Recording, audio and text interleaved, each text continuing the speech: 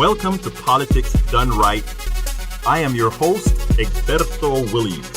This is the progressive program that will take the mystery out of politics.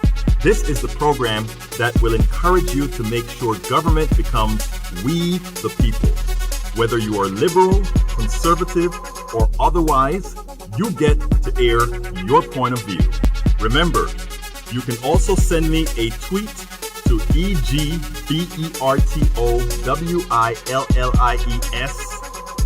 That is, at Egberto Williams. Let us engage. It is politics done right. 1, 2, 3, 4. Well, folks, welcome to one more edition of Politics Done Right. I'm Egberto Williams, your host. Thank you so kindly for being a part of the show. I am happy to have you here. We are going to have a great show for you as usual.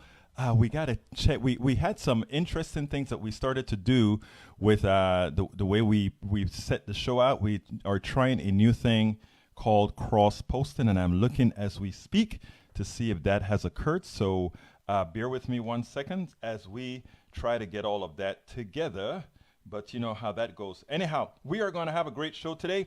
If you are just joining us, please remember what we ask of you all of the time, and that is that please go ahead and share the show. Share the show as soon as you can. That is the way we actually get people to know that we're actually on air. As I'm seeing right now, I am not sure if the cross-posting that we set up to work automatically has been successful. So what we are going to do right now is, before we get busy completely within the show, is we're going to go ahead and make sure to get all of that working. So give us a second so that we can go ahead and recue this and make sure that the show is active and ready to fly. So we're about to, we're about to go now and get the show going. Anyhow, what are your thoughts? What are you thinking about? Tell me about it. Let's go ahead and be positive about it.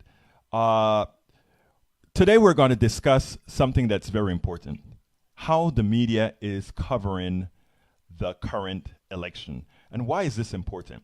Because the media currently, because we don't have a complete independent media, what we get right now is a media that creates the narrative. It's a media that sometimes generate the narrative, and in doing so, what happens? When the media generates the narrative, what we get is I don't want to call it necessarily a dysfunction, but what we get is a corruption in the narrative. And when you get a corruption in the narrative, what begins to happen is people have a false sense of what's real and what's not. That is what we have to overcome. Those are the things that we have to overcome in this society. Those are the things that we have to overcome in the media. Those are the things that we just have to overcome in general. So folks, that is what we're going to talk about. There's a group, or there's an organization called FAIR. And what FAIR is doing is, FAIR decided that it was going to do an expose to show exactly how the media has been covering the left. And what do we mean by how the media has been covering the left? How the media has pretty much bastardized, in effect, how or what the coverage is, how candidates are really doing, all of that all at once. And what we want to do is to make sure that the coverage is covered, that we get the appropriate coverage. So what I'm asking you to do, first of all, is to go ahead, if you're just joining us, to please make sure to share the program. I am still trying to get the program localized right now, so bear with me as I do that. We're having a few technical difficulties, but the technical difficulties will be solved momentarily as I get a chance to get these to get us all loaded up on the particular pages. If you notice, we're only on one particular area, and for that matter, we're having some issues getting the media out. So bear with me, and we'll be right with you as we get this stuff done. I don't know what's happening today. We tried to go ahead and do something known as cross-posting, and so far the cross-posting has failed. So what we're doing now is we're running a manual post. For those of you who are in podcast listening to us, Every so often, this is what you run into, my friends. Sometimes this is what happens when you're when you're doing things live. This is what happens many times when you're doing things live and have to get everything running all at once. But we are going to get there in the long run, in the short run, in some run. We will have it there. Let's see if this will work right now for me. Okay, let's see if it'll, well, so far so not good. So what we're going to do now is go ahead and simply do it manually. So bear with us one more second. We're almost there.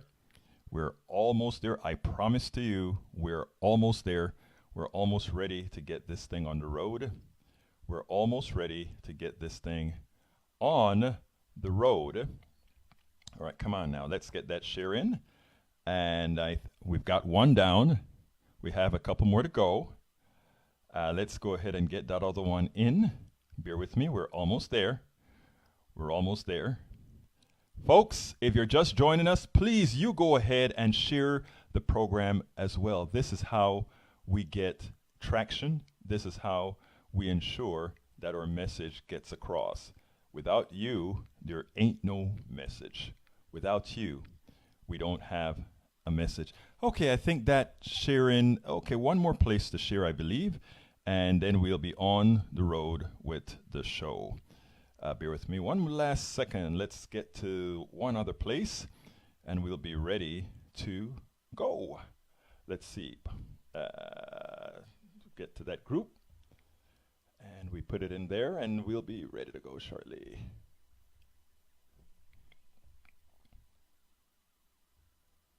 All right. And one more to do it, and we'll be go. All right, folks. This is a progressive show. If you've never joined a progressive show, you know what we need from you.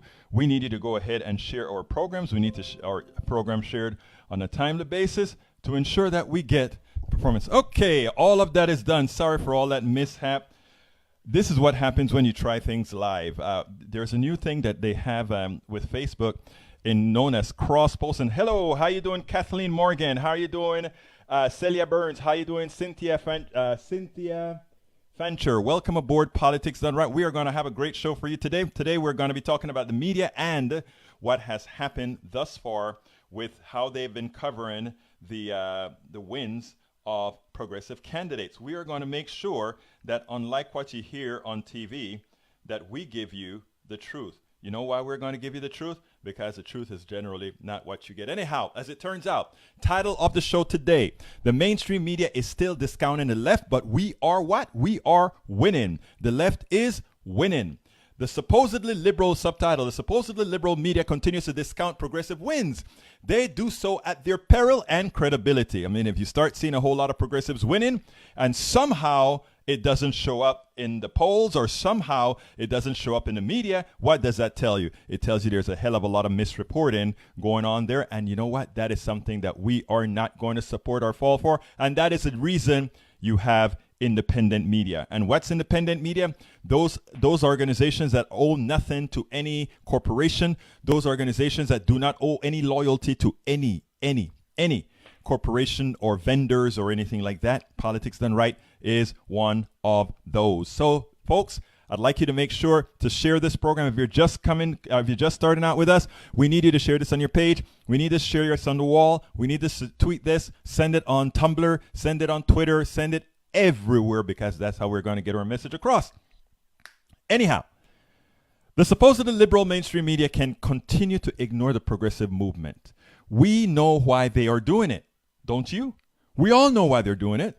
They are owned by their advertisers and do not dare tell Americans that people are wising up to what really ails the country and the solutions that must be put in place. I want to tell our regulars something. A lot of times you hear me repeat a few things here and there. There's a reason for that. We get thousands of people coming in over the podcasts and all these other avenues, right? Podcasts, vlogs, blogs, Tumblr, Twitter, in every aspect. And everybody isn't a regular of the program, so they don't always hear the narrative that we put out here. So throughout the programs, you always hear me repeat some of the old narratives. You can tune that out if you know the song that I sing all the time. But know that whenever there's new stuff, I'm coming in with the new stuff as well. So what I try to do is interspace these things so that for the regulars, I am not going to completely bore you with the same things over and over again. I try to bring a new set of new material in so that the regulars are entertained and the newcomers know the drill. So that's where we're at. Anyhow, the Florida Democratic primary was probative. The mayor of Tallahassee, Andrew Gillum, beat the establishment candidate Gwen Graham. And you know who Graham is? Senator Graham's daughter. I mean, they have establishment clout out there, and she lost the election. How could that possibly happen to this young, charismatic man, Tallahassee, mayor of Tallahassee? Well, the polls did not see it. The media did not see it. And you know why? Because they were fooling themselves with their false narratives. You know, you continue to fool yourself about things that are happening and you get into trouble. And with that, I want to do a semi-mea culpa about an article that I wrote today. There is a Ted Post district is being run.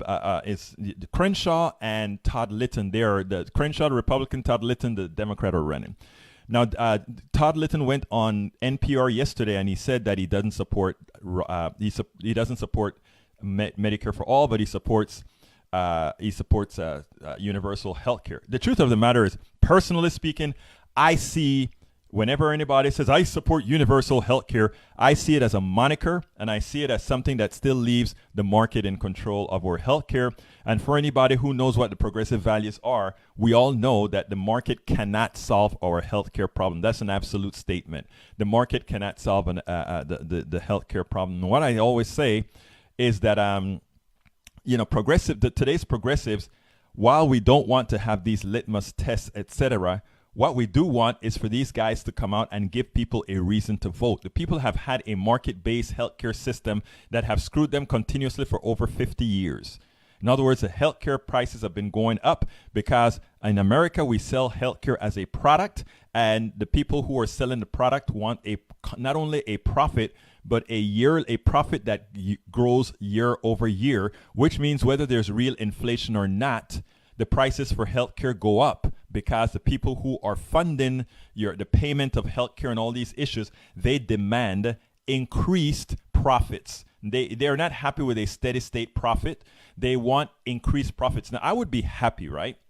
A market system that says, okay, we're going to have a 5% profit on top, and we don't have to grow this every year. But what happens right now is they want to grow their profits year after year after year, which means they have to charge you more money for no increase in value and no real increase in inflation. The inflation is what they want as additional revenues every year. Anyhow, our representative, Todd Litton, the Democratic side, went to NPR and said he doesn't particularly support Medicare for all in its current state. And when he said that, it upset a whole lot of residents here in Kingwood who are very big supporters of him. And the truth of the matter is I heard from many of them that, well, he doesn't support Medicare for all. I went ahead and did my research as far as going to NPR and finding out. And, oh, my God, I actually cut the tape and I placed it in a blog. And in the blog, I gave the blog somewhat of a negative title. I said that if he doesn't change his stance, he will lose. And it got a few other Democrats sort of upset that it seemed we were sort of creating unnecessary angst. Now, I stand by the article that I wrote because the article is factual and correct. But there's one piece that got to me when one of the people who said, Egberto, though, people don't want to run because if they don't align exactly the way you want them to align, you attack them. Not you. She's talking about, the progressives attack them, and it makes it very difficult. And then she gave an example of why couldn't you have given a title like this? And she gave to put it bluntly, after she sent that message and gave a better title, I said to myself, you know what? That may be the middle ground within the progressive and establishment movement. And that is when we're criticizing it, do it in such a manner that it isn't necessarily one that will lead other people that are not quite political as you are to simply say, oh, that guy's no good, I'm not going to vote. So I saw her point there. Like I said, I stand by the article. but I'm going to maybe make a few changes to the title, but also going forward, I think she had some good advice as far as some, being a bit more positive with the message when dealing with progressive versus establishment and that sort of a thing. So I wanted to bring that up because of one specific reason.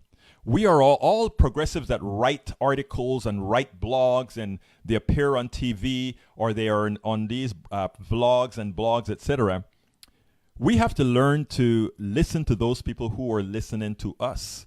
We have to learn to listen to folks who are reading us. And we don't want to change truth or facts, but we also have to be able to see how what you write come across to others. And in doing so, there are times, not all the times, because some of the times it is from your inner being what you want to say, and it is the tone that you want to put out. But at times, you have to keep that audience, and again, audience are diverse because there are a lot of people who think I didn't hit him hard enough, and but there are others who thought, oh, you're creating some sort of an internal fight unnecessarily. So again, those are some balances that you have to do because this is the real world, and that is where we live, both politically and otherwise. But anyhow, folks, here is an interesting thing, the Trump effect. Here we go again. There was a major upset in Florida last night. The Democratic establishment candidate Gwen Graham lost to the Bernie Sanders endorsed candidate, Tallahassee Mayor Andrew Gillum, a black man. His Republican opponent in a Trump effect fashion gave a Trumpian response to a Fox News interviewer. Ron DeSantis, the Republican nominee for governor in Florida, faced a backlash on Wednesday for saying in a television interview that his statement should not monkey that in his state, that meaning Florida, should not monkey this up by electing his Democratic rival Andrew Gillum. So don't monkey it up. I guess Gillum is now the monkey. Who is African American? DeSantis made the comment in an interview on Fox News when speaking about progressive Tallahassee Mayor Andrew Gillum, who won in an upset on Tuesday night. There should be no surprise here, as the Trump effect has removed all the inhibitions from Donald Trump's followers. Saddle up. It only gets worse from here. I can guarantee you that, folks. It only gets worse from here. Folks, if you're just joining us, please do remember, go ahead and share the program. Why do we need you to share the program? Because Facebook has changed its algorithm, and it continues to change its algorithm. And what happens a whole lot of times is progressive media is at the short end of that stick. I can tell you categorically, folks, progressive media gets throttled. And how do I know that? Before the change occurred, once we fire up our video and it gets permeated, we had reached above 10,000 views watching the thing in real time. After the throttle occurred in one day, it dropped it to 200, from over 10,000 to 200. And then slowly we started to build back up the viewership. So it is so important for us to actively participate in ensuring that progressive media gets shared, that progressive media out there, because that is how the algorithm is going to, if you are saying that you want to see something, the algorithm has a way of overriding some of its proclivities, if you will.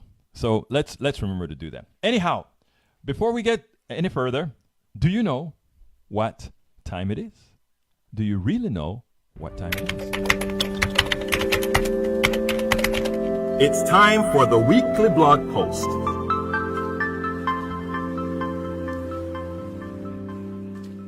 Okay, after this difficult start today with a 5-minute fighting with this getting our stuff live, I'm glad to use Fear for the blog of the week. And why did I do that? Because it was a great article. It was very well annotated. And you know what? When you find a great article that is very well annotated, it's unnecessary for you to even try to rewrite the darn thing. So what I did is I said, okay, this article is just what we wanted. and just what we needed. So here's the title of that article. And again, like I said, it was written by Justin Anderson at FAIR, F-A-I-R. And this is how it starts. Media continues premature obituaries for the Democratic left. All right? And it starts. The insurgent left wing of the Democratic Party, sometimes self-identified as Democratic Socialists and exemplified by rising star Alexandria Ocasio-Cortez, and associated with groups like Bernie Sanders, Our Revolution, the Justice Democrats, and the Democratic Socialists of America, DSA for short, took some losses in primaries on August 7th. These included high-profile candidates like Abdul El Sayed, a candidate from Michigan for Michigan governor, and Brent Welder in Kansas 2nd District, Kansas 2nd District, along with losses by Cory Bush in Missouri's 1st District. Following the losses, corporate media outlets were quick to declare the Democratic left wing dead in the water. That is what they said. The Democratic left wing was dead in the water. Somehow they weren't winning. Here are some of the headlines. Bernie and his army are losing 2018. The other one. Down goes socialism. The other one. Democratic Party's liberal insurgency hits a wall in Midwest primaries. Another. Alexandria Ocasio-Cortez movement failed to deliver any stunners Tuesday night. Another. The far left is losing. That's U.S. News and World Report.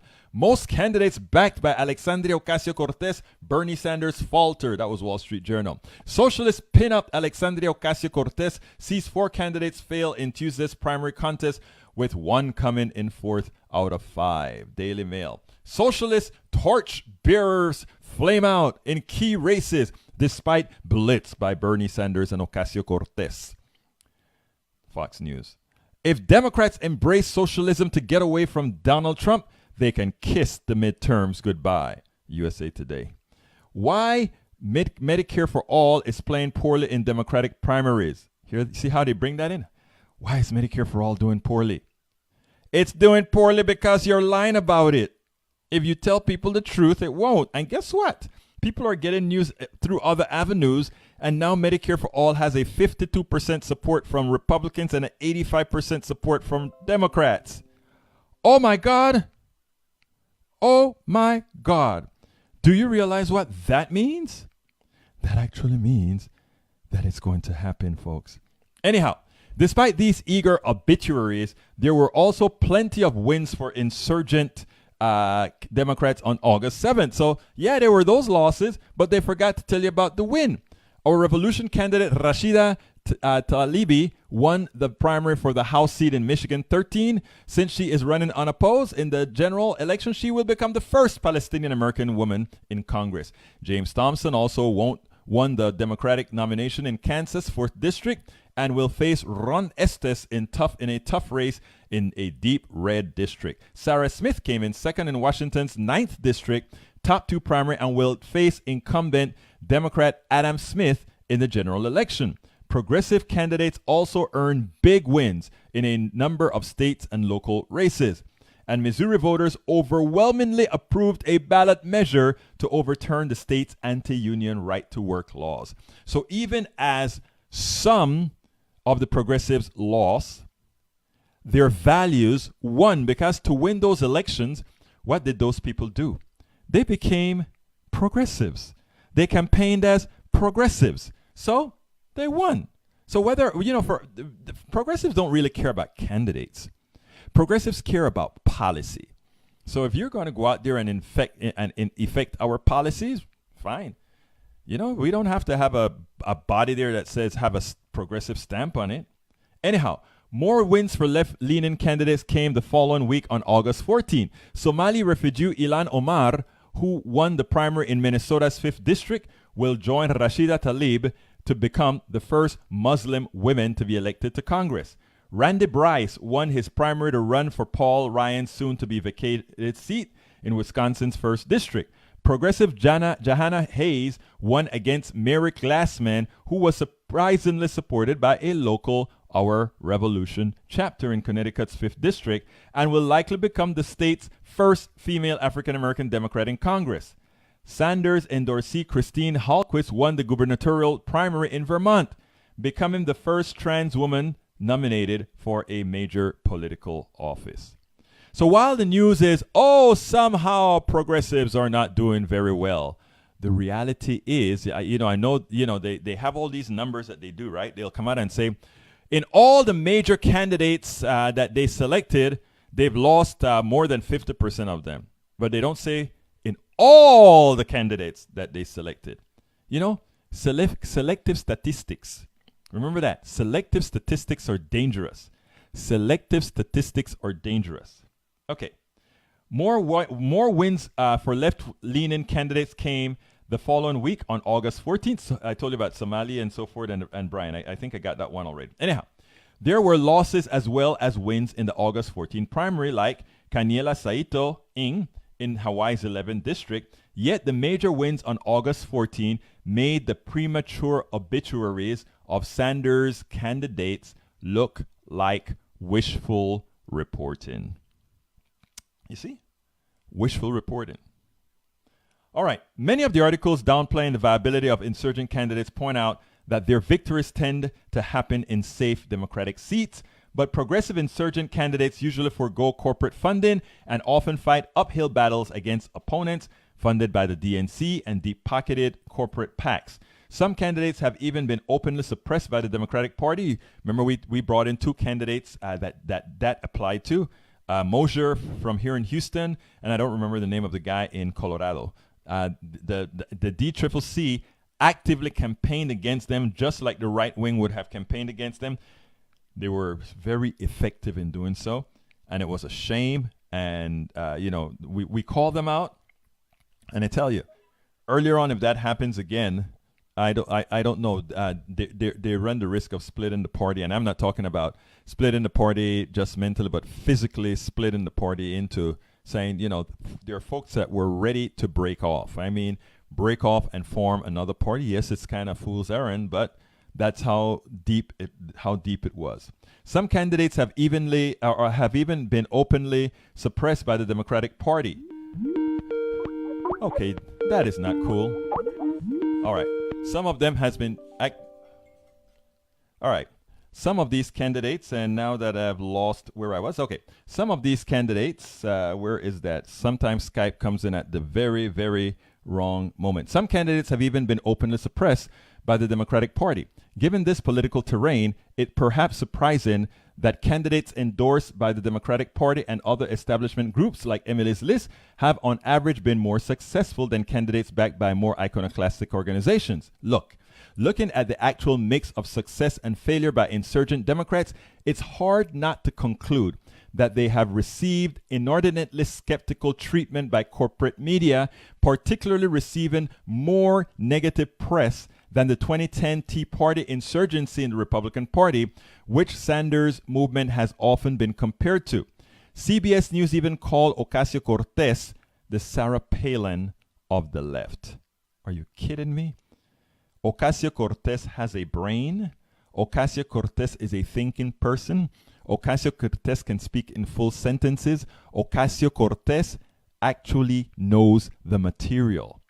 She will never make the mistake and think she can see Russia from her porch, or Russia from wherever it is that Sarah Palin said she could see Russia from. She would never be not able to say what magazines she read or reads.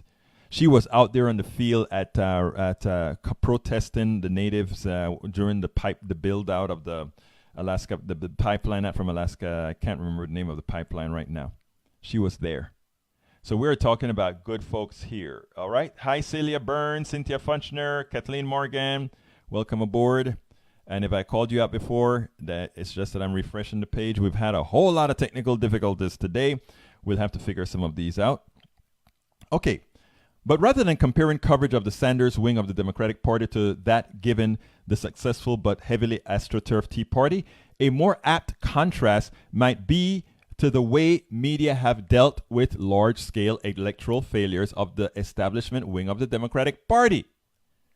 And this is what's important. The Obama-led Democratic Party leadership has been largely spared media scrutiny of its electoral record despite losing more offices in Obama's 2 terms than any president since Eisenhower.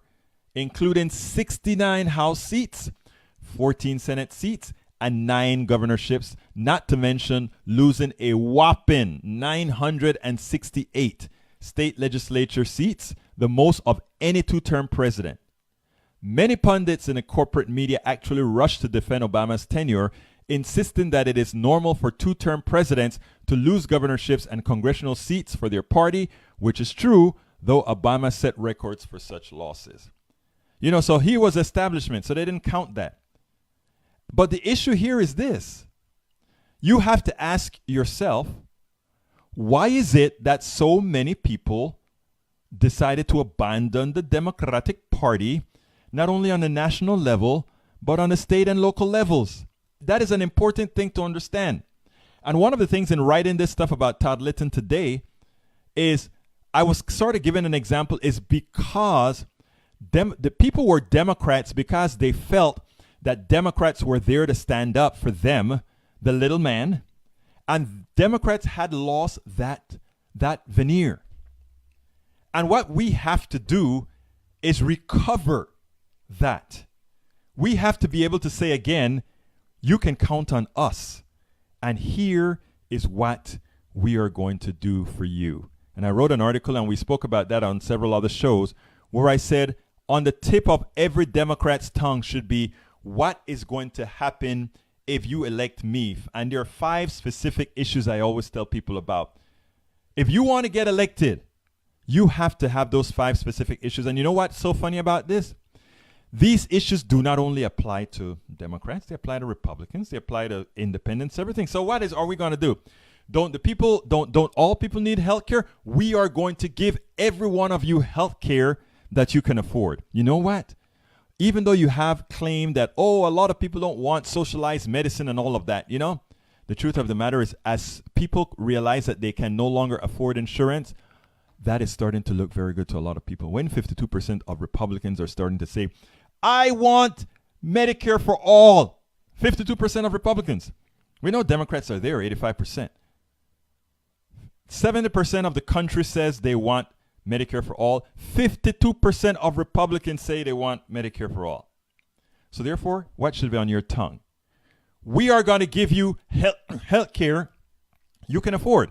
Preferably health care where it comes out of your taxes. And instead of paying $10,000 a year to that insurance company, you're going to pay $5,000 in taxes more. Whoa. It's still money out of your pocket. Just now you have a net profit of $5,000. Here's the thing, people. Here's the thing.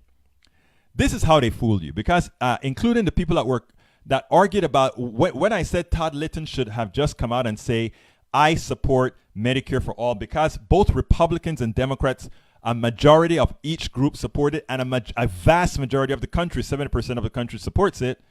He should have just come out and say, yes, I'm for Medicare for all. Why? It is simple. It is going to make their lives better. But not only that, it's a conservative move. How is that? Because it's going to cost less. It's going to mean there's more money in the coffers. Why? Because we take out the middleman, and we also make sure that prices are adjusted. There are a lot of people that were complaining. I left a message on the Facebook page, say, hey, give us a call, 646-716-5812. 646-716-5812. If you think we're full of it talking about Medicare for all and how it'll be more expensive, give me a call. Here's the deal. The Koch brothers did a study, and their study said that, yes, Medicare for all is going to be more expensive from the government. Oh, yes, it's going to be more expensive from the government. Absolutely so. All right? It will be more expensive. The government will have to spend more money. But guess who isn't spending money? Insurance company anymore, because the insurance company is out of the loop.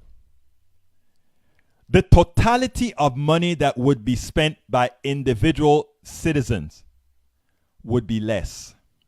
So let's give an example. And this is what drives me crazy with the establishment Democrats, who are really anti-Medicare for all because it affects some of the people that are given big donors to some of the big players. And here's the deal. Right now, if you pay if you pay $10,000 to an insurance, well, let's get more realistic for what people feel. Let's say your insurance bill yearly is about $8,000. Actually, it's probably more than that, but let's say it's $8,000. And we're going to say, no more $8,000 for insurance company. What we're going to do is the government will take all the premiums, okay? It take all the premiums. And what are these premiums the government would charge? There's really taxes, right? But because there's not a middleman having to get 18% to pay his shareholders, the millions of dollars he pays to his CEO, and because you won't have all these other advertising costs and multiple computer costs and multiple building costs and employees to go through these things and employees to deny you coverage and all of that, none of that has to be paid. So therefore, the government is going to say, okay, and by the way, the Koch Foundation found this, okay, through Mason College, the fund that they funded. What happens is the government is going to pay out a whole lot more because what they're going to be paying is all the monies that you would have normally paid to insurance companies. But they get that money instead. And who gives them that money? Well, you used to give that money to the insurance company. Now you're going to give that money to the single payer. If the government is a single payer, to the government. If the government sets up a trust or a nonprofit to handle it, that single payer entity. All the money that would have been going to the insurance company now goes to them. Now, here's the deal. Because all those people are cut out of it, the total amount of money that has to be collected is less. And guess what else happens? Because everybody is covered now, all those emergency room things that the people without insurance go to that ultimately you pay for in higher premiums goes away. Because you can go get taken care of wherever you are without having to run to an emergency room. You can get taken care of earlier. So there's a whole lot of savings there. But there's more savings, right? Here are the other savings. You know your doctor's office that charges you $150 at specialist? He shouldn't have to charge you $150 anymore because he doesn't need a big staff, right? Because he doesn't have to have a staff that goes to the 20 or 30 different insurance companies that he has to go fight with to get paid from all these people. So that staff he no longer needs. It's that simple, right? So there are all these savings from having a single payer. But there's another caveat. People start to say, oh my God, but guess what's going to happen? What's going to happen? Well, all these unemployed people, true. All those people that work in insurance, when the insurance have to descale, the insurance company have to go down because the insurance companies can still sell stuff. We'll have something we call a basic standard of care. If you want super duper great care with flowers coming to your room and your private room and all these fancy things, you can buy a private policy for that. But healthcare as a right where we all get it out of general funds, we decide as a country, we the people decide as a country what we're going to want. And all costs fall. The next issue that we have then is all the unemployed people from doctors' offices, from the insurance companies. Because remember, we had a structure around this evil system. We had a structure that had to have all these employees to do these unnecessary tasks so that some shareholders could make a lot of money. And by the way, guess who paid for all of that? You always paid for everything. In order to those shareholders to make a bunch of money, you paid. You paid all those extra employees. So now, those other employees need other jobs. Well, you know what? We will create other jobs for them, right? Just like when World War II was over, we found a way to absorb all the military folks that were coming back into the country. We will find a way to absorb, but we would have set a new paradigm that is more similar to countries that pay twice less than we do. And that is where we're going. Don't let anybody fool you. It is basic and simple math. It is basic and simple math. A lot of folks ask the question as, well, have you asked an economist how that would work? Oh, yeah, Richard Wolff. I sat down and had a talk with Richard Wolff when he came to KPFT. We discussed healthcare. We discussed capitalism. We discussed a whole lot of things, right? I also talked to President Clinton's labor secretary, Robert Reich. I interviewed him on my Move to Amend show, and we spoke about, of course, he's a real neoliberal, a real capitalist, but he's one with a heart that believes that we have to take corrective action to prevent the deficiencies within capitalism. So he echoed much of what I'm saying as well. So it is important for folks to understand and not believe what you're hearing, that somehow math doesn't work. Math works, and it's imperative that Americans understand that, and they're starting to understand that. The fact that 52% of Republicans starting to say, oh my God, single payer actually makes more sense. But that's not all we need to do with healthcare. Right now, the drug companies pill for you. Right now, as taxpayers, you pay universities to develop products. You pay universities to research medicines.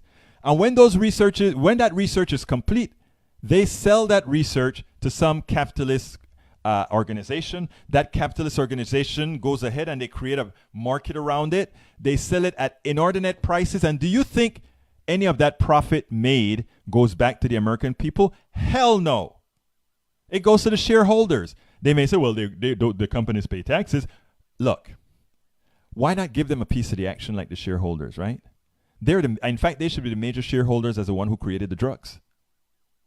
So all of that has to be a part of the comprehensive healthcare system. We first get rid of insurance companies for basic healthcare insurance. That has to go. That's a waste of money completely. It's a thievery. It's theft. It's theft.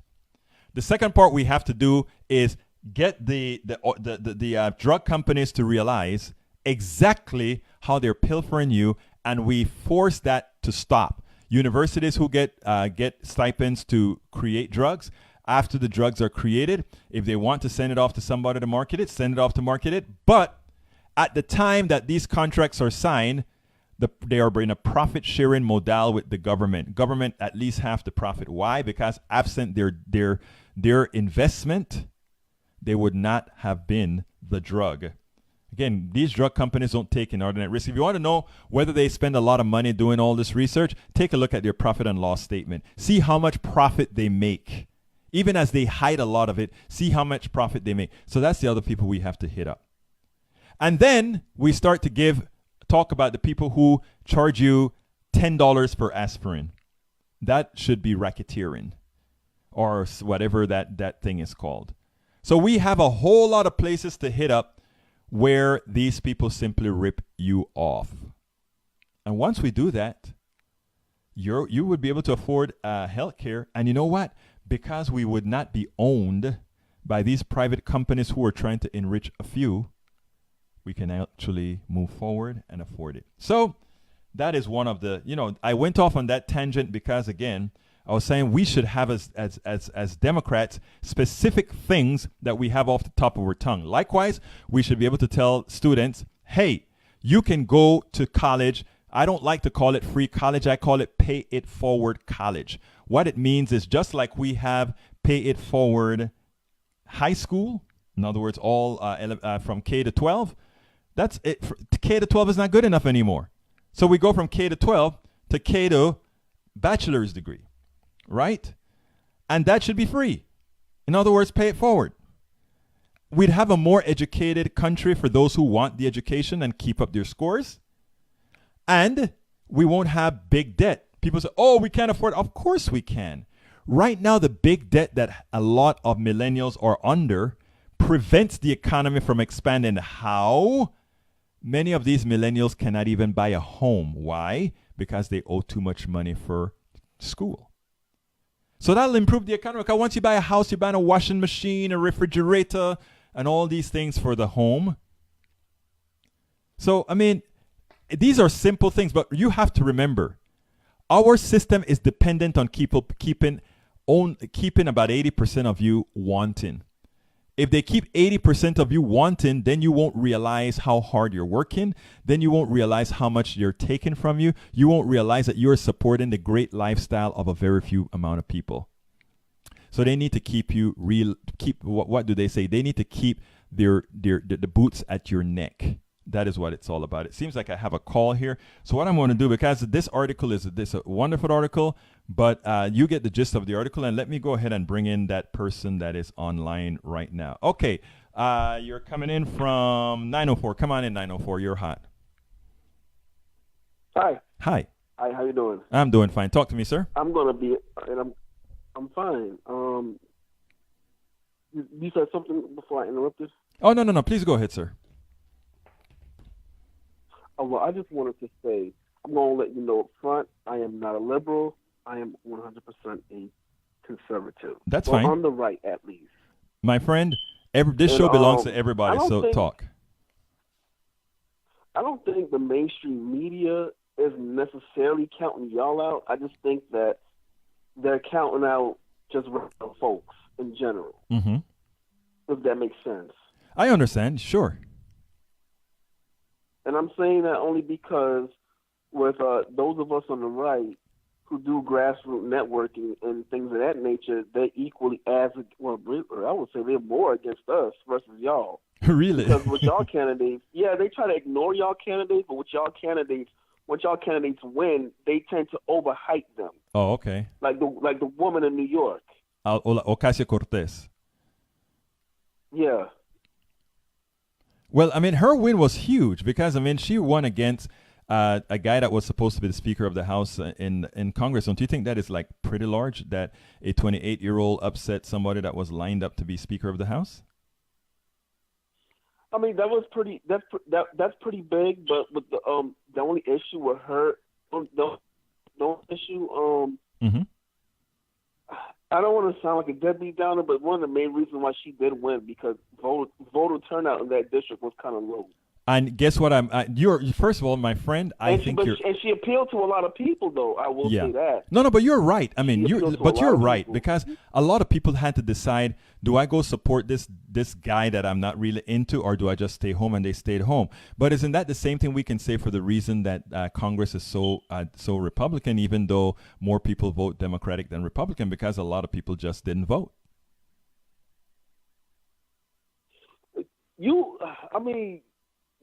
You could kind of say that. See, and that's what I mean. The thing is, when we look at why a lot of Republican candidates win, it's largely because they get a lot of independent voters, mm-hmm.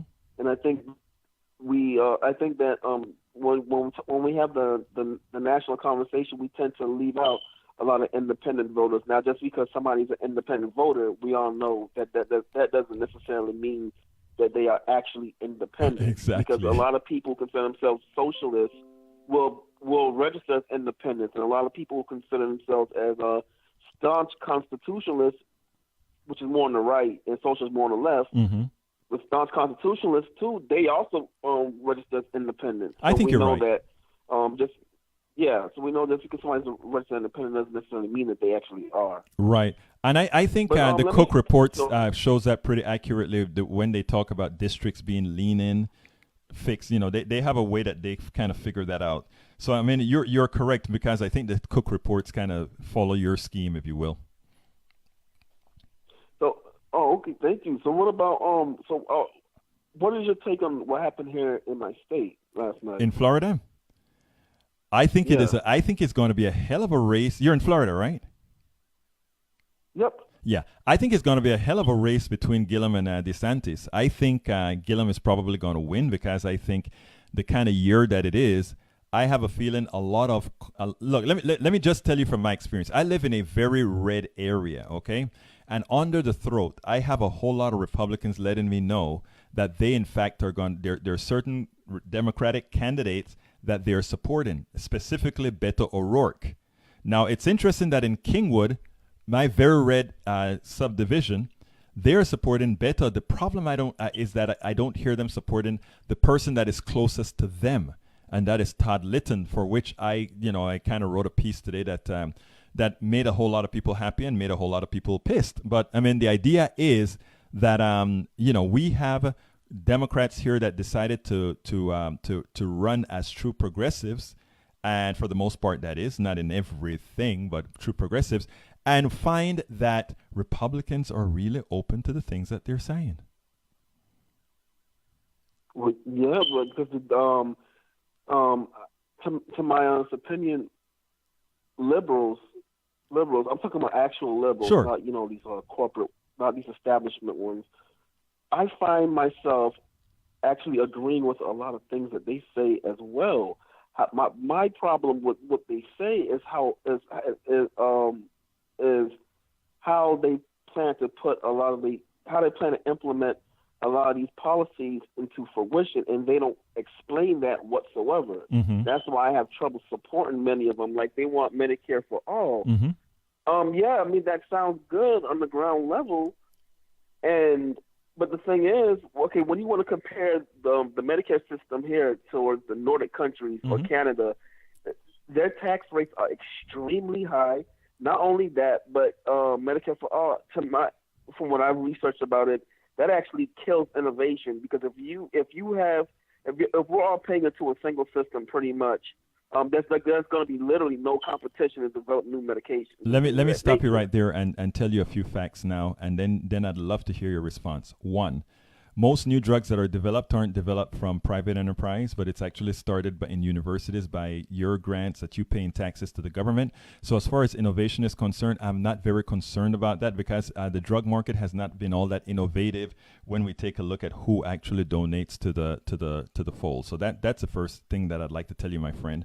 The second thing that I'd like to say, when it comes to innovation, let's go ahead and look at the countries in Germany that has similar Medicare for all, but they have it a little bit different. They kind of there's a private public kind of a deal. I am willing to compromise. I want it all single payer because it would even be cheaper than Germany, but I would have to compromise if I have to compromise. But here's the deal.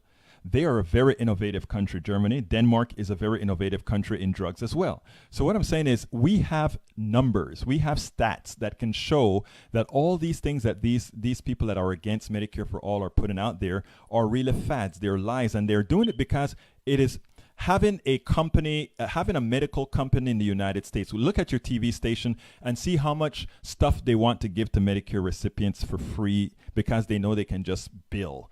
Think about all these things that you see on TV here.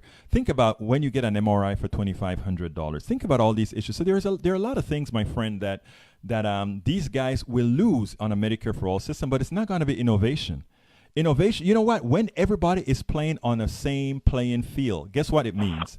We're all on the same playing field. So that means that if we are a Medicare for all system, everybody's abiding by it.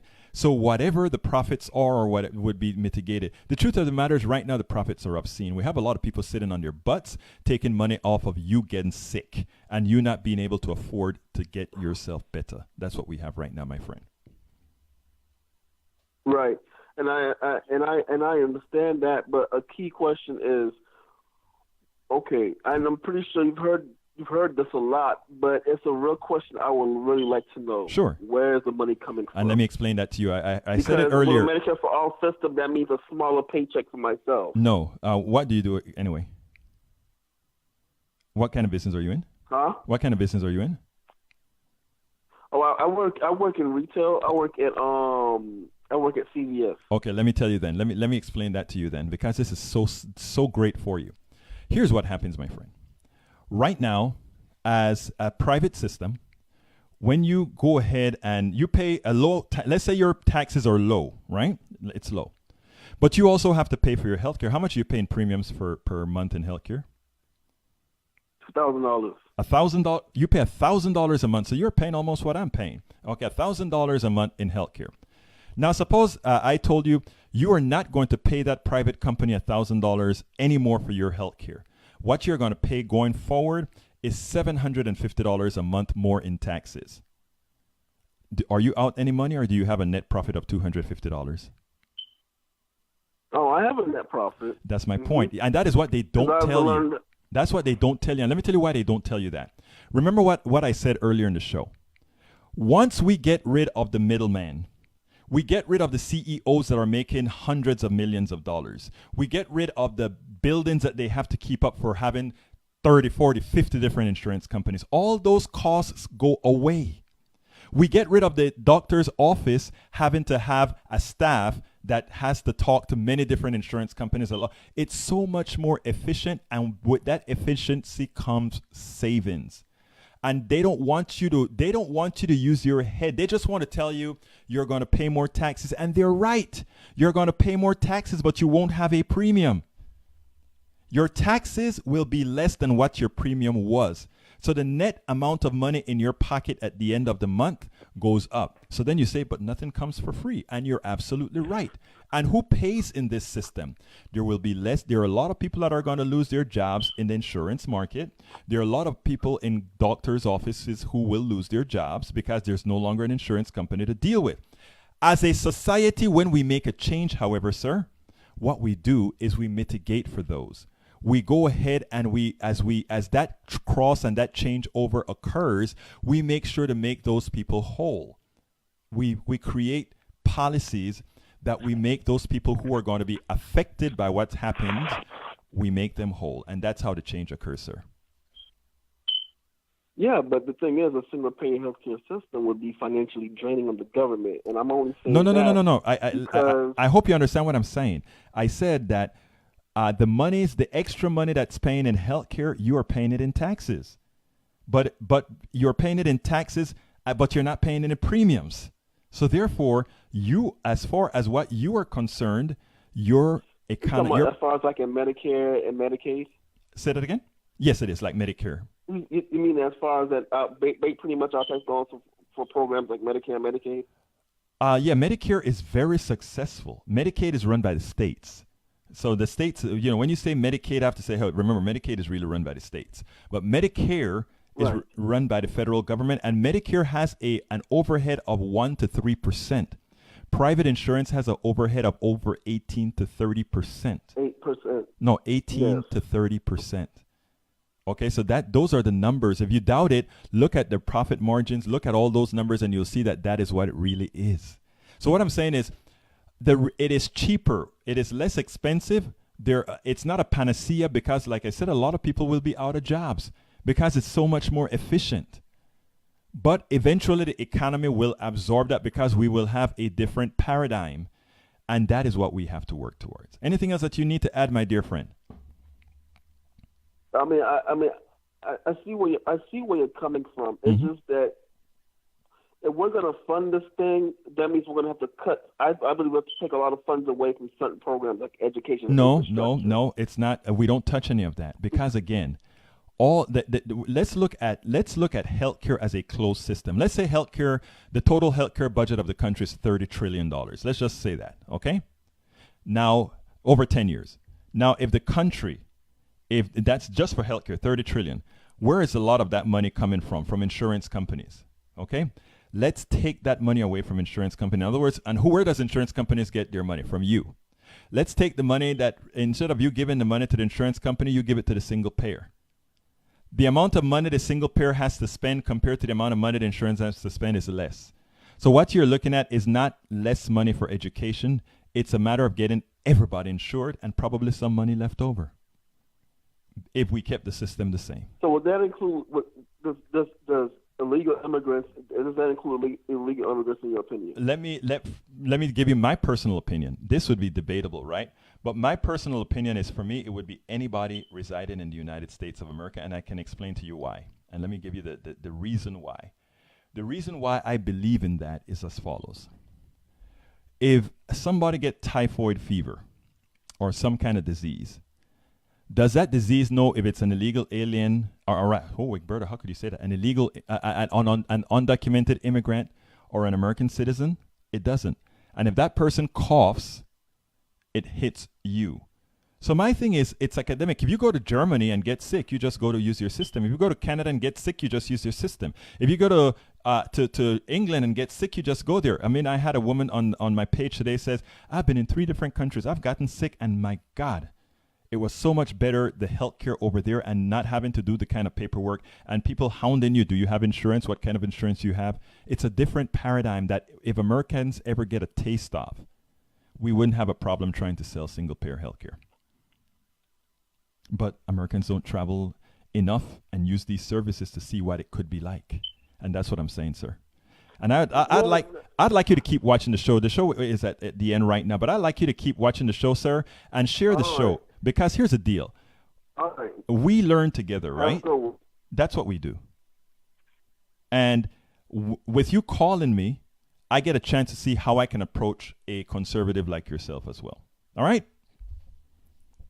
All right. You have a good one, man. You have a wonderful day, my friend. Okay, folks, thank you so kindly. We're going to go over for about a minute or so that I can do my pitch. I love to have callers. I like to pay attention to my callers. So here we go, folks.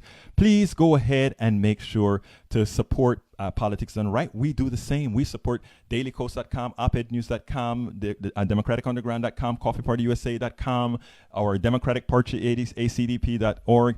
We support Progressive, we ask for your support as well. So please become a subscriber to Politics Done Right. Go to http patreon.com/Politics Done Right. That's patreon.com/Politics Done Right. That's the only way we stay alive. That's the way we can support all these programs. And remember, we're bringing more shows in the long run. So help us get the job done. My name is Egberto Willies, and you know how I finish this, baby. I am out.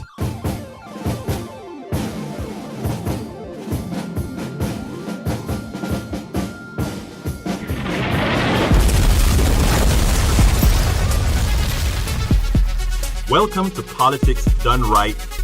I am your host, Egberto Willies.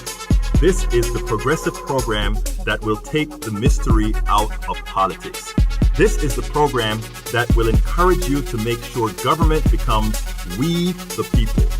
Whether you are liberal, conservative, or otherwise, you get to air your point of view. Remember, you can also send me a tweet to EGBERTOWILLIES. That is at Egberto Willies. Let us engage. It is Politics Done Right. 1, 2, 3, 4.